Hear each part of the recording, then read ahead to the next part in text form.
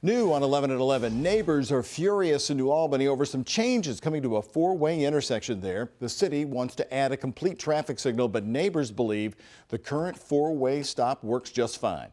11 at 11's Heather Fontaine is getting both sides of the story tonight with a plan that the city is moving forward with despite some loud opposition.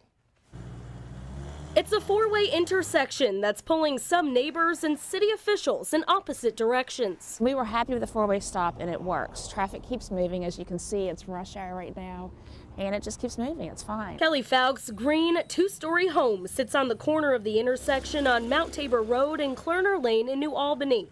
It's where the city and the Indiana Department of Transportation want to get rid of the four-way stop and replace it with a traffic signal and left turn lane, which means Feiock losing some of her front yard and her trees. I'm really uncomfortable.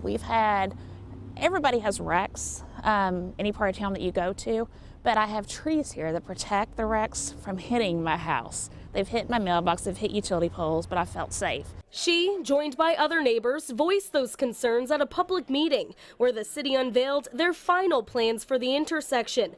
Feiock says she has a list of procedures she believes weren't followed correctly. They didn't know what the final plan was. They showed us a preliminary plan that showed a four-way stop, and it was marked preliminary in red ink.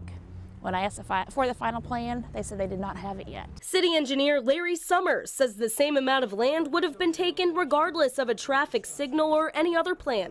We followed every bit of procedure that NDOT and the federal guidelines prescribes for us to follow. Feiock also says a traffic signal isn't necessary, but Summers says it is. It has the traffic volume that warrants it, and we've done the signal analysis that shows that, and so this is just accommodating what's there presently and what's going to grow in the future. The trees in Feiock's yard were to be cut down in the morning, but because of the public meeting, it will be held off until next week. Now the back and forth over this intersection has been happening since 2013. That's when New Albany and NDOT first proposed the redevelopment project, wanting to turn that intersection into a roundabout. Now when neighbors opposed that, engineers came up with the idea for a traffic signal instead. I'm Heather Fontaine, 11 at 11.